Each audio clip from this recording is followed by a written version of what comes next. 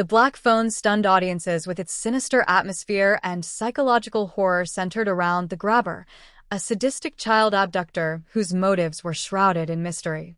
However, The Black Phone too quietly pulls back the curtain, delivering one of the franchise's darkest and most tragic origin stories yet, a tale that binds the Blake family and their tormentor in a horrifying cycle of death, grief, and supernatural vengeance.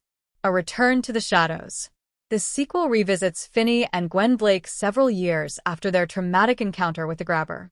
Now teenagers, they travel to Alpine Lake Camp, the same place their late mother once worked as a counselor. Gwen's dreams once again become windows into a nightmarish world, filled with visions of murdered boys and cryptic warnings. What begins as a mystery about missing children soon unravels into something far more personal. It's revealed that the grabber, before becoming the masked monster of Denver, once worked at the same camp under the name Wild Bill Hickok. During that time, he murdered 3 young boys, Cal, Felix, and Spike, marking the earliest known stage of his killing spree. This revelation reframes the killer's mythology, suggesting his violent urges didn't begin with Finney's abduction, but years earlier, rooted in the very place the Blakes now find themselves trapped. The Ghost of Hope Blake.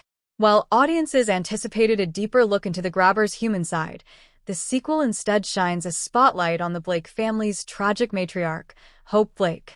Through Gwen's visions, the film exposes a devastating truth. Hope wasn't mentally unstable as once believed. She was a psychic like her daughter. Her hallucinations were actually premonitions about the grabber's victims, leading her directly to his basement lair years before the events of the first film. However, her discovery cost her everything. The grabber captured Hope, using his magician's van to stage her death as a suicide. This twist not only redefines the Blake family's grief, but ties their suffering directly to the killer's hands.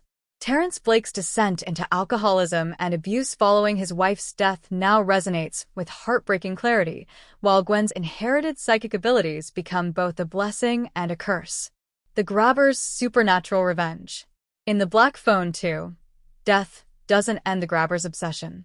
Now a vengeful entity, he stalks Gwen through her dreams, manipulating the spiritual realm to continue his cruelty.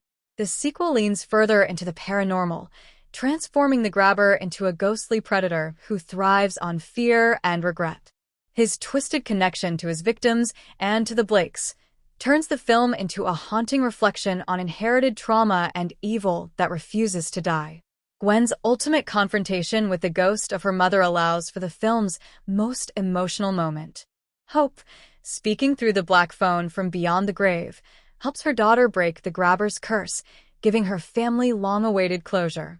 But the piece feels fragile, hinting that the grabber's story may still not be over. A legacy of horror and loss. Rather than glorify the grabber, The Black Phone too deepens his mythos by showing how his evil infected generations, both in life and death. The revelation that he destroyed the Blake family long before Finney's kidnapping reframes the entire franchise, turning it from a story of survival into one of legacy and haunting.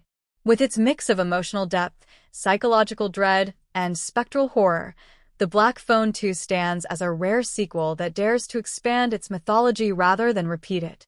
The grabber's past may finally be exposed, but the scars he left behind ensure The Black Phone will keep ringing for years to come.